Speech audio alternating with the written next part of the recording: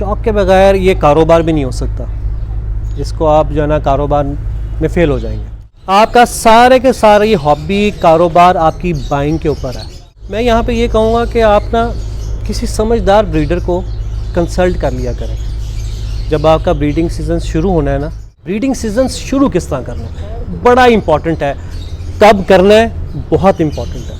इस कारोबार में अगर आपने कामयाब होना है ना तो हैंड फीड सीखनी है।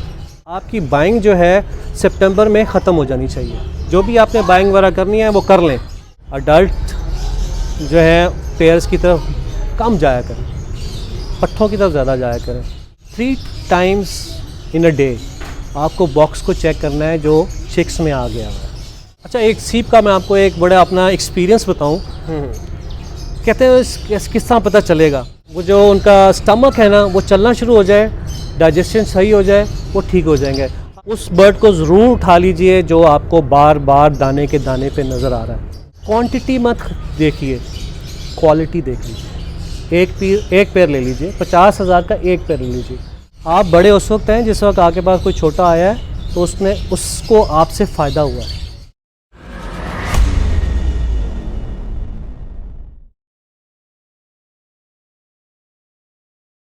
अस्सलामुअलैकुम, दिस इज़ मोहम्मद अरफान एग्रीकल्चरस। आज मैं लाहौर में आपको विजिट करवाने के लिए फाइज भाई के लवबर्ड का सेटअप। फाइज भाई माशाल्लाह से पिछले 4 साल से लवबर्ड को ब्रीड कर रहा है और इनके पास माशाल्लाह से 66 पेयर अवेलेबल लवबर्ड के डिफरेंट म्यूटेशन में। आज फाइज भाई से बात करते हैं और जानते हैं इनकी जर्नी के बारे में। अस्सलामुअलैकुम। वालेकुम अस्सलाम। इरफान कैसे हैं आप? अल्हम्दुलिल्लाह। फाइज भाई आप सुनाएं। अल्हम्दुलिल्लाह माशाल्लाह। फाइज भाई सबसे पहले ये बताएं कि जर्नी स्टार्ट कहाँ से हुई बर्ड की हॉबी में? Irfan is very interesting story actually, it will take some time.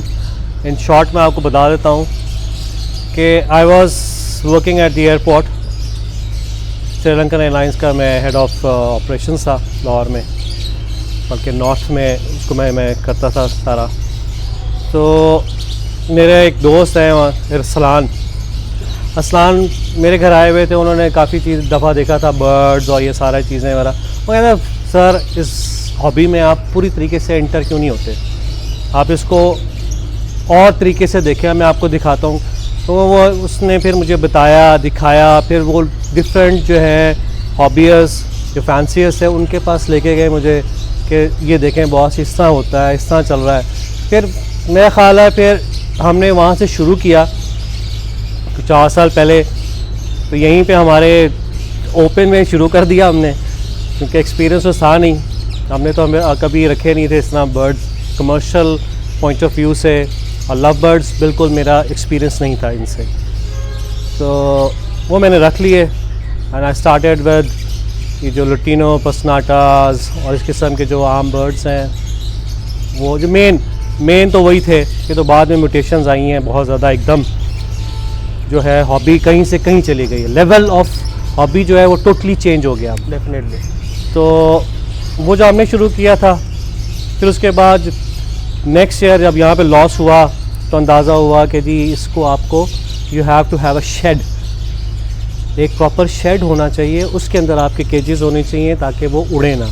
क्योंकि लव बर्ड्स को आपने देखा होगा कि ये उड़ते ही रहते हैं। कोई ना कोई किसी वक्त भी आप जाएंगे कोई ना कोई उड़ा ही होगा, तो वो आपको पकड़ के अगर आपने शेड में नहीं रखा हुआ तो आपको लॉसेस होते रहेंगे। तो ये ज़रूरी है, शेड एक आपके लिए सबसे इम्पॉर्टेंट चीज़ है।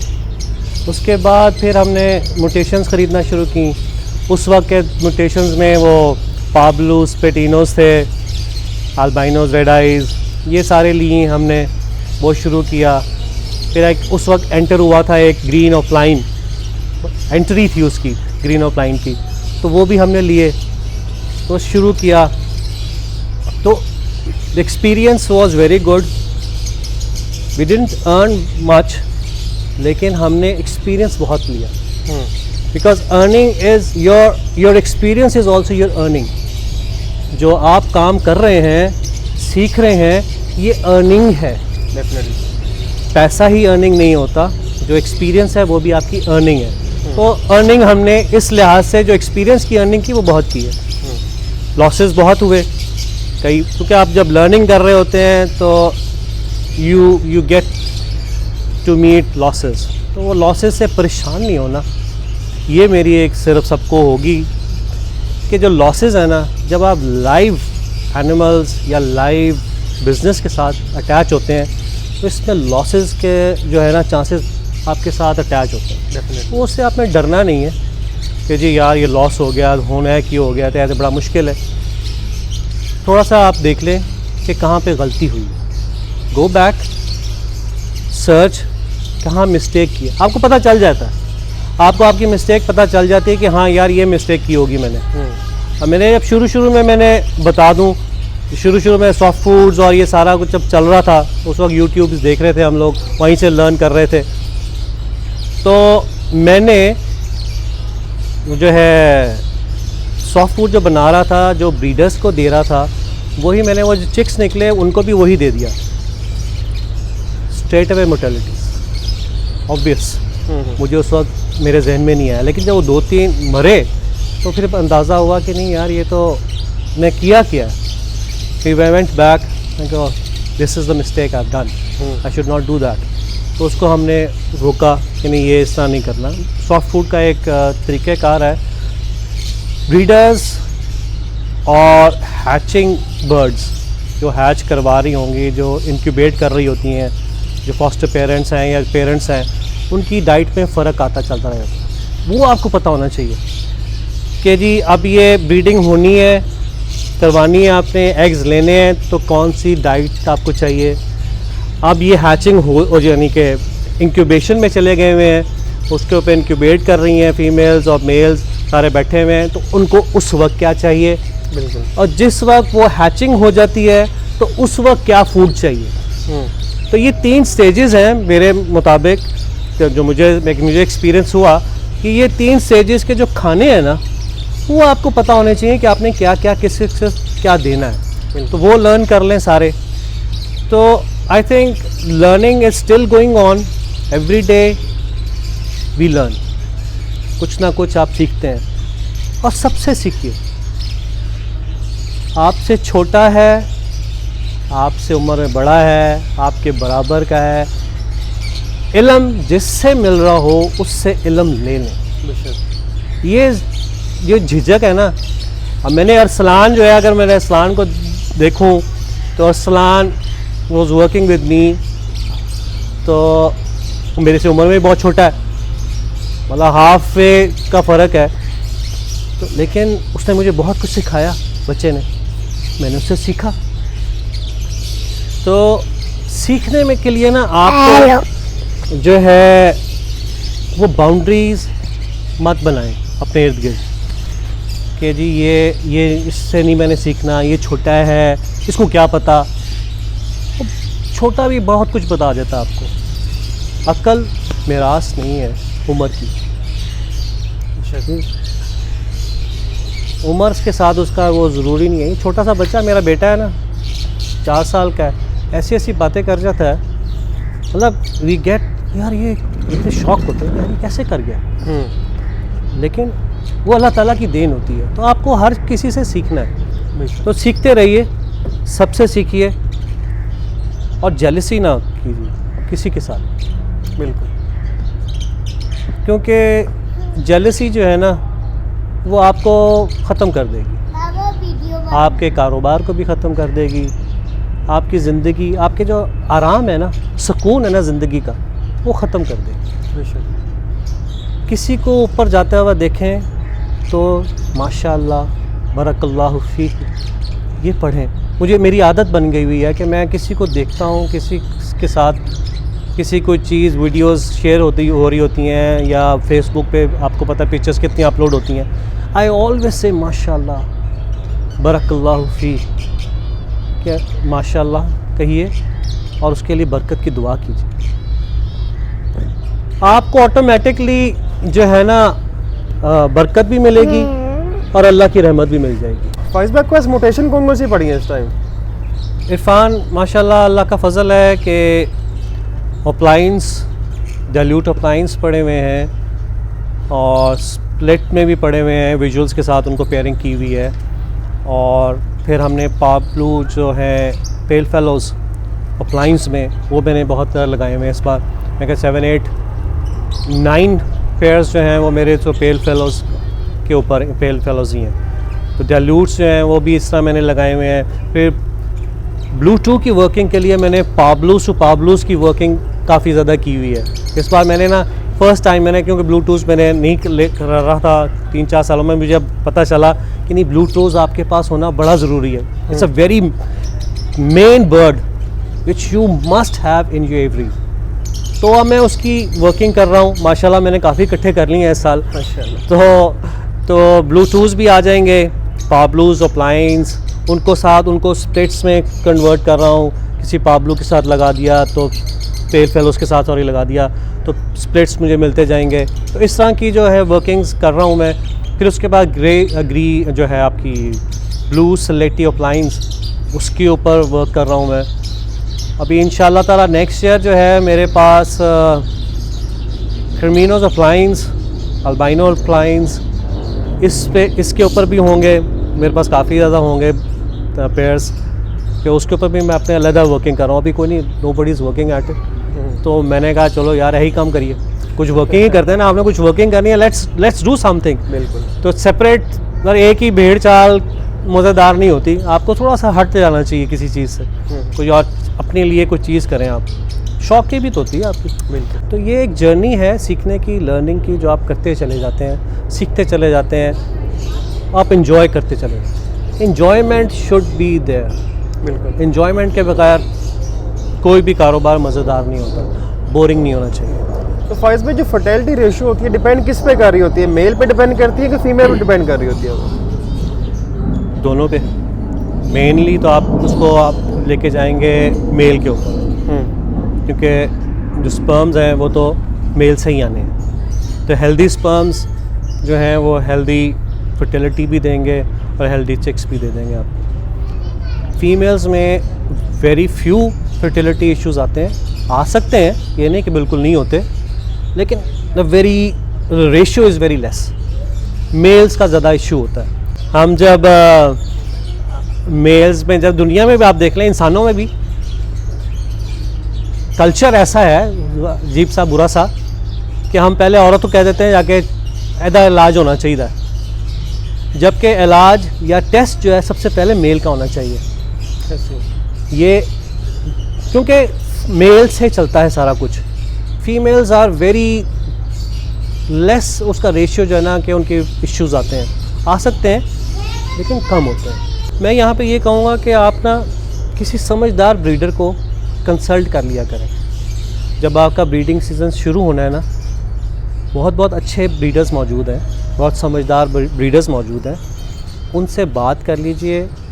अगर उनके यूट्यूब आपको कोई चैनल में उनके वीडियोस मिल जाती हैं, उनको स्टडी कर लीजिए कि आपने शुरू किस तरह करना है, ब्रीडिंग सीज़न शुरू किस तरह करना है, बड़ा इम्पॉर्टेंट है। कब करना है, बहुत इम्पॉर्टेंट है। ये आपको पता होना चाहिए कि आपका जो ब्रीडिंग सीज़न है वो कब स्टार्ट होना है, आपकी बाइंग कब तक हो जानी चाहिए। थ्रू आउट द ईयर आपको बाइंग नहीं करते रहने चाहिए।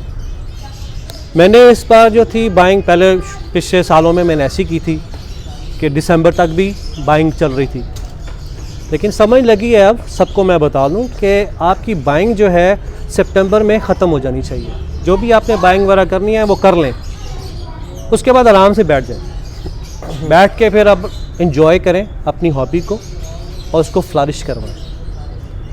ये नहीं है कि सीज़न शुरू हुआ है, दिसंबर में भी बाइंग हो रही है, नवंबर में बाइंग हो रही है, जनवरी में भी बाइंग हो रही है।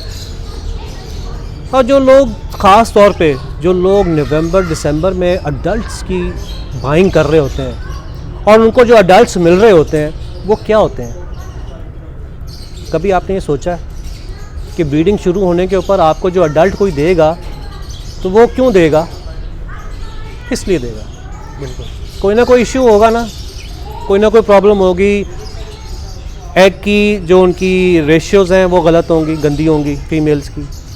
मेल की फर्टिलिटी के इश्यूज़ हो सकते हैं, हैचिंग की इश्यूज़ हो सकते हैं, कई इश्यूज़ होंगे जो उस मेल फीमेल या उस पेयर के साथ हो सकते हैं, लेकिन आप बस लेके आना है। तो फाइज भाई, जब ब्रीडिंग सीजन आता है तब चिक्स की इंस्पेक्शन करते हैं। इंस्पेक्शन के दौरान हमें कौन कौन सी चीज़ें चेक करनी चाहिए चिक्स में? चिक्स की इंस्पेक्शन की बात कर रहे हैं आप? जी, तो चिक्स की चिक्स में आप देखें, जब आपके पास तो मौजूद होगा, एक रिकॉर्ड है, आपने रखा हुआ है, सब ने रखा हुआ है माशाल्लाह, तो यू विल बी नोइंग कि जी इस दिन में हैचिंग होने वाली होगी।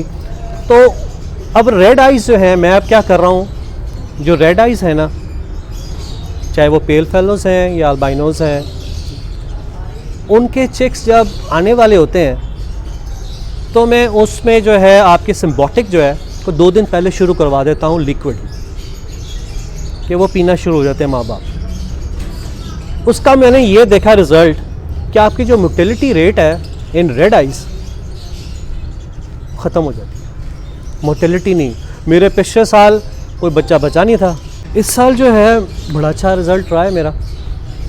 रेड आइज़ बहुत कम, इक्का दुक्का कोई हो गया तो हो गया, अदरवाइज़ रेड आइज़ जो है वो सर्वाइव किए हैं इस बार बच्चे चिक्स। तो चिक्स के जो फर्स्ट डे है, जो फर्स्ट 1 वीक है, वो बहुत इम्पोर्टेंट है। फर्स्ट डे ख़ास तौर पे आपने एक सुबह के आपने टाइमिंग्स रखने हैं, 3 टाइम्स इन अ डे आपको बॉक्स को चेक करना है जो चिक्स में आ गया है। सुबह आपने देखा कि चिक आ गया होगा, दोपहर को जाके उसको ज़रूर देखें कि उस पेरेंट ने या फॉस्टर पेरेंट ने उसको खाना खिलाया है या नहीं खिलाया। अगर उसने नहीं खिलाया तो उसको हैंड फीड कीजिए आराम से। मैंने वो अपनी एक वीडियो भी बनाई हुई है हैंड फीड पे, जो फर्स्ट डे से फर्स्ट वीक तक है, बड़ी इजी है। वो आप उसको उस तरह फीड करवाएं और उसके अंदर वापस रख दें। शाम को आपने दोबारा देखना है उसको, तो जब शाम को देखेंगे आपको पता चल जाएगा कि उसने फ़ीड करवाई है या नहीं करवाई है। तो अगर थोड़ी करवाई है उसको फ़ीड करवा लें। तो इससे ये होगा आपको कि आपको ये आप जो ना एक एड बन जाएंगे उस फॉस्टर पेरेंट्स के या पेरेंट्स के, आप एक जो ना उसके लिए हेल्प आउट कर लेंगे, उसके असिस्टेंट बन जाएंगे। 2-3 दिन की होती है बात। ये मेरे बहुत ज़्यादा ऐसे पेरेंट्स हैं जिन्होंने ऐसा किया है, जो कि फ़र्स्ट डे में सुबह हुआ है बच्चा, दोपहर तक खिलाया कुछ नहीं है, मैंने उसको हैंड फीड की। शाम को मैंने एक दफ़ा फिर चेक किया, मतलब उसको शाम का मतलब है 5 o'clock में मैंने एक दोबारा चेक उसको मारा, उसको देखा कि उसने खिलाया है कि नहीं खिलाया। नहीं खिलाया तो मैंने उसको दोबारा हैंड फीड दे दी। उस बच्चे को आपने भूखा नहीं रहने देना, तो वो देख कर लें। और अगर इस तरह का कोई पेरेंट आ गया है तो उसको अगर आप 4 टाइम चेक कर लेते हैं तो बेस्ट, मतलब आपको बहुत ही अच्छा रिजल्ट मिलेगा। 2 दिन बाद वो फीमेल जो ना सेट हो जाती है, पता नहीं क्या इशू है, I don't know, I am not a psychiatrist in this कि मैं बर्ड की साइकी को समझूं कि ये बड़े कुछ और जो सीनियर्स हैं वो जवाब दे सकते होंगे इसके ऊपर, मैं नहीं दे सकता। तो मैंने ये देखा है जो इस तरह करती हैं पेरेंट्स, उनको मैंने असिस्ट किया तो मुझे उनका रिज़ल्ट अच्छा मिल गया। वो चिक्स सर्वाइव कर गए और वो बच्चे बड़े हो गए और उन्हें फिर बाकी के सारे बच्चे उन्होंने खुद पाले। अच्छा, एक सीप का मैं आपको एक बड़ा अपना एक्सपीरियंस बताऊं। कहते हैं किस तरह पता चलेगा। मैंने अपने एक्सपीरियंस में ये देखा है कि जो बर्ड देखें ये नेचुरल हैं, तो इन्होंने थोड़ी देर के लिए खाना है, खा के ऊपर चले जाएंगे, ये इनका नेचर है। अब जिस बर्ड को आप दाने के ऊपर देखें ना, डब्बे के ऊपर, सुबह देखा आपने दाने के डब्बे के ऊपर नज़र आया आपको, दोपहर में देखा आपने दाने के डब्बे पे नज़र आ रहा है, शाम को देखा है दाने के डब्बे, उसको पकड़ लें। यह मेरा एक्सपीरियंस है। आप उस परिंदे को पकड़ लें, वो आपका परिंदा सीप में जा रहा है। मेरा ये जो था ना 2 साल पहले वाला जो एक्सपीरियंस था, वो बहुत ज़बरदस्त किस्म का सीप में गया था, क्योंकि मैंने ज़्यादातर इन लोगों के ऊपर छोड़ा हुआ था, काम करने वालों के ऊपर। तो सफाई वगैरह का जो सारा निज़ाम सारा ये लोग देखते थे, दाना भी ये लोग देखते थे। तो वो वहाँ से फिर मैंने सीखा कि नहीं, ये सबसे इम्पोर्टेंट है कि आप दाना खुद डालें, दाने की सफाई खुद करें, पानी को रोज़ खुद चेक करें, बर्तनों को सफाई उनकी वो खुद चेक करें, दाने के बर्तनों की सफाई खुद चेक। ये चीज़ें सारी चेक जो है ना, चेक्स वो आपको खुद ही करने हैं। आपका जो मुलाजिम है, जो आपका काम करने वाला है, उससे आप पूछेंगे ना, उसको एक ही जवाब होगा, करती सी सर, बहुत सर ये होगी, ये सर करती सी। आप उसको चेक करेंगे आप हाथ लगाएंगे वो चिकना होगा, पानी वाला बर्तन। बिल्कुल। चिकने वाला बर्तन नहीं होना चाहिए, चिकनाई नहीं होनी चाहिए, बर्तन एकदम साफ सुथरा होना चाहिए। पानी वाला हर रोज़ डेली साफ़ होना चाहिए, दाने वाला 15 दिन बाद साफ़ होना चाहिए या महीने बाद साफ़ करें आप करें। ये नहीं है कि वो बीठों वाला है तो बीठों वाला चलता ही चला जा रहा है। ये चीज़ ज़रूर चेक कीजिए। सीप वाले परिंदे को अलहदा कीजिए, उसको हैंड फीड कर दीजिए। नवीद भाई ने मुझे, नवीद भाई is also very good teacher, mentor है मेरे, उनसे मैंने बहुत कुछ सीखा है। तो ये हैंड फीड था ना, हैंड फीड उन्होंने मुझे बताई कि फ़ाइज़ भाई इस कारोबार में अगर आपने कामयाब होना है ना तो हैंड फीड सीखनी है और आपको ख़ुद आनी चाहिए। मैंने हैंड फीड सीखी और मुझे अरसलान ने सिखाई। Arsalan is a teacher for me in many ways. उसने मुझे वीडियो भेजी, बॉस जी इस वीडियो को देखें आप। फिर मैंने वो वीडियो देखी, पूरा स्टडी किया, उसको मैंने सीखा एंड आई लर्नड इट।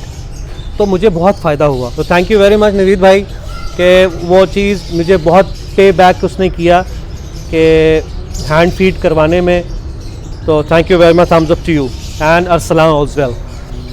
तो ये चीज़ है, सीप का जब आ जाएगा तो उसको आपने हैंड फीड वगैरह जो है ना वो ज़रूर करनी है। उसमें मैं हेगन यूज़ करता हूँ फीड, हैंड फीड जो है उसके अंदर आप जो है ना थोड़ा बहुत वो जो वाइटामिन है, बच्चों का सिरप है वो यूज़ कीजिए और एक आधा ड्रॉप जो है ना उसका डालिए, ड्राई पाउडर का डाल लीजिए या किसी जो भी आप अपने बच्चों के लिए यूज़ करते हैं कोई भी हाजमे की चीज़, वो उसमें थोड़े से ना ड्रॉप यूज़ कर लीजिए।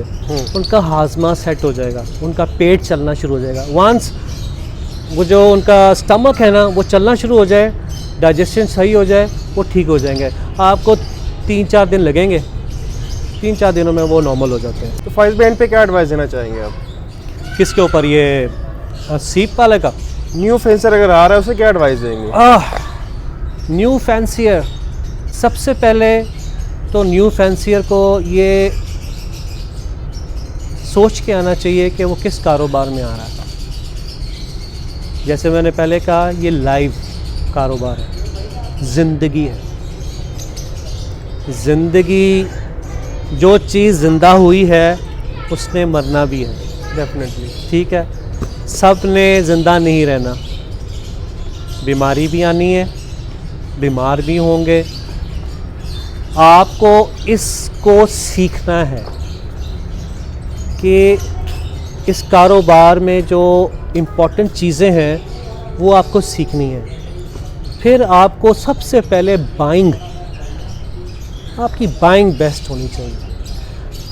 आपका सारे के सारे ये हॉबी कारोबार आपकी बाइंग के ऊपर है। तो न्यू फैंसियर्स प्लीज़ बाइंग करते हुए क्वांटिटी मत देखिए, क्वालिटी देख लीजिए। एक पेयर ले लीजिए, 50,000 का एक पेयर ले लीजिए। अगर आप 50,000 के 2 पेयर लेने की कोशिश करेंगे तो आप क्वालिटी के ऊपर कॉम्प्रोमाइज़ करेंगे। जब आप क्वालिटी के ऊपर कॉम्प्रोमाइज़ करेंगे तो उसका नतीजा ये होगा कि आपको जिस किस्म के बच्चे चिक्स आएंगे वो जब आ जाएंगे आप सेल करने की कोशिश करेंगे, nobody is going to buy them. उस वक्त आप डिसहार्ट होंगे। तो that is not the time to get dishearten. उस वक्त आपको समझना है कि यार हमें कुछ बताया गया था। आपको मेरा ख्याल है सारे ही जो ब्रीडर्स हैं जिनके 4-4 साल 5 साल से ऊपर हो गए वो यही बात करते हैं कि आपको पता होना चाहिए बाइंग कैसे करनी है, किस चीज़ की बाइंग करनी है। तो वो बाइंग करते हुए ये ज़रूर देखें कि आप क्या बाय कर रहे हैं और किससे बाय कर रहे हैं। ये बहुत ही इम्पोर्टेंट चीज़ है इरफान, ये एक बहुत बड़ा इशू है। हम एक जो पाकिस्तानी है ना, हमारा एक अजीब सा एक मिजाज सा हो गया हुआ है, वो है झूठ। बिल्कुल, झूठ का मिजाज हमारा जो है ना बहुत गर्म है। हम झूठ बोलते हुए सोचते ही नहीं। कोई आया है मेरे पास, पता नहीं क्या बेच के आया इरफान, छोटी सी मैं बात करूँगा, क्या बेच के आया अपनी बीवी का जेवर बेच के आ गया, अपनी मोटरसाइकिल बेच के आ गया, कुछ बेच के आके, क्योंकि वो देख रहा है, आपकी वीडियोस देख रहा है, बिल्कुल वो यार इन्ना पैसा आ जाता है, हो जाता है, वो हो जाता है, इन्नी गड्डियाँ भी आ जांदियां ने, ते मतलब बड़ा ज़बरदस्त है आपकी जो है ना वीडियोस और सारा कुछ इसे दिखाती हैं। तो जो पीछे वह बातें होती हैं वो इम्पॉर्टेंट होती हैं कि जिसके पास आप जा रहे हैं उसका थोड़ा सा जो ना कर लीजिए, मालूमात हासिल कर लीजिए कि ये जो बाइंग मैं जिससे करने जा रहा हूँ ये सच्चा कितना है। हमारे यहाँ सबसे ज़्यादा जो झूठ बोला जा रहा है वो स्प्लिट के ऊपर बोला जा रहा है। पॉसिबल्स को कंफर्म स्प्लिट करके बेच रहे हैं, ये सबसे इजी है। स्प्लिट है जी, पॉसिबल कहीं ना आप जब आप बेच रहे हैं। मेरा एक्सपीरियंस ये है यार इरफान, ब्रीडर उसको सब कुछ पता कि उसका कौन कौन सा जो चिक है क्या है। मेरे 4 साल का एक्सपीरियंस, मैं छोटा सा बच्चा हूँ, कुछ भी नहीं है मेरे पास एक्सपीरियंस, तो मुझे समझ लग रही है। तो जिनके बड़े ज़्यादा साल हो गए हैं उनके बारे में तो मेरा ये ख्याल है कि वो उड़ते हुए परिंदे को भी बता सकते हैं फीमेल केड़ी है, मेल केड़ा है, एग देने वाली है, नहीं देने वाली, इसकी फर्टिलिटी है या नहीं है। मैं यकीन से कह रहा हूँ कि ये एक्सपीरियंस होगा इन लोगों का, क्योंकि मेरा 4 साल में थोड़ा बहुत एक्सपीरियंस हुआ है, तो मैंने सीखा है। तो इन लोगों का तो बहुत ज़्यादा होंगे। तो ये जो बड़े हैं इन लोगों को सीखिए, और बाइंग करते वक्त उस बंदे के बारे में ज़रूर मालूमात हासिल कीजिए कि वो किस किस्म का है। आपकी जो इंडस्ट्री है उसमें लोगों ने ख़रीदे होंगे, उससे पूछ लीजिए जाके कि ये बंदा जो बेचता है ये सही चीज़ें बेचता है कि नहीं बेचता, कितना झूठ बोलता है। तो भाई मेरा यही है सबसे जो बेचने वाले हैं कि झूठ बोल कर चीज़ मत बेचें। कितना कमा लेंगे आप, कब तक कमा लेंगे? There will be an end. जब सबको पता चल जाएगा कि आप झूठे हैं, फ्रॉडी हैं, तो आपके पास सब आना बंद कर देंगे। और प्लीज़ सबसे गुजारिश है कि न्यू फैंसियर्स को कम कीमतों में तोते दिया करें। मैंने खुद इस साल 10-10 हज़ार के अल्बाइनो रेड आइज़ दिए हैं, 13-15 हज़ार के चल रहे हैं रेड आइज़, 10-10 हज़ार के मैंने दिए हैं। पाब्लू इन स्प्लिटिनोज मैंने 10-10 हज़ार के दिए हैं। न्यू फैंसियर जब आता है तो वो अगर आपके पास आके आप नहीं देते उसको, तो फिर क्या फ़ायदा? बिल्कुल, आपके बड़े होने का क्या फ़ायदा है, मुझे ये समझा दें। आप बड़े उस वक्त हैं जिस वक्त आपके पास कोई छोटा आया है तो उसको आपसे फ़ायदा हुआ है। तो ये बड़ाई है। ये बड़ाई थोड़ी है कि अब बस आपने बेच दिया कि जी मैं 20,000 का बेचा जी अल्बाइनो रेड आई। ये बड़ाई नहीं है भाई मेरे, बिल्कुल मैं इसको बड़ाई नहीं मानता। फैज़ भाई आपका यूट्यूब चैनल उसके बारे में बताएंगे कुछ? यूट्यूब चैनल मेरा, उसको टाइम ही मैं कम देता हूँ। किस नाम से आपका यूट्यूब चैनल है? फ़ाय सरदार ज़फ़र के नाम से है। तो उसको टाइम ज़रा कम है देता हूँ मैं, क्योंकि मेरा मोस्टली टाइम जो है ना सारा इन्हीं के ऊपर लग जाता है। चलिए फैज़ भाई बहुत शुक्रिया, आपने टाइम दिया। इरफान आपका थैंक यू, जो आप आए, बहुत शुक्रिया, आपने इज़्ज़त दी मुझे, आपकी इस इज़्ज़त का बहुत शुक्रिया। हमारे पास तो यही है देने के लिए, जज़ाकल्लाह फैज़ भाई, प्यार ही है। मैं आपके इस चैनल के मैं एक चीज़ शुरू कहूँगा कि मुझे एक चीज़ बार बार पता चल रही है कि मुझे बार बार किसी ने यही कहते हैं कि जी असी सरदार साहब नाल गल नहीं करनी, तुसी गल कर लो, हमसे उनसे बात नहीं होती। भाई मैं बहुत सिंपल सा इंसान हूँ, मेरे अंदर ना गुरूर है ना तकब्बुर है किसी। गुरूर तकब्बुर मेरा ईमान है कि वो सिर्फ़ और सिर्फ अल्लाह की ज़ात को है, बस। गुरूर और तकब्बुर की शान ही उसकी है। हम हकीर हैं, हम एक जैसे हैं सब। तो मैं आप लोगों को, आपके लोगों के अंदर से हूँ। आप मेरे घर जब मर्ज़ी आ जाइए, मैं 24 घंटे का आ रही हूँ। चले फैज़ भाई बहुत शुक्रिया। Thank you so much everyone. उम्मीद है कि आपको आज की हमारी वीडियो पसंद आई होगी। अगर आपको हमारी ओवरऑल वीडियोस पसंद आती है और आप चाहते हैं कि हम सेटअप विजिट करते रहे और आपके लिए वीडियो चलाते रहें, तो आप हमारे चैनल मोहम्मद अरफान एग्रीकल्चर जरूर सब्सक्राइब कीजिए और बेल आइकन को लाजमी दबा दीजिए। हर आने वाली वीडियो की नोटिफिकेशन आपको बर वक्त पहुँची देगी। इंशाल्लाह इस वीडियो का पार्ट 2 आएगा, उसमें हम आपको फाइज भाई का सेटअप वगैरह विजिट करवाएंगे। Thank you so much. अल्लाह हाफिज़।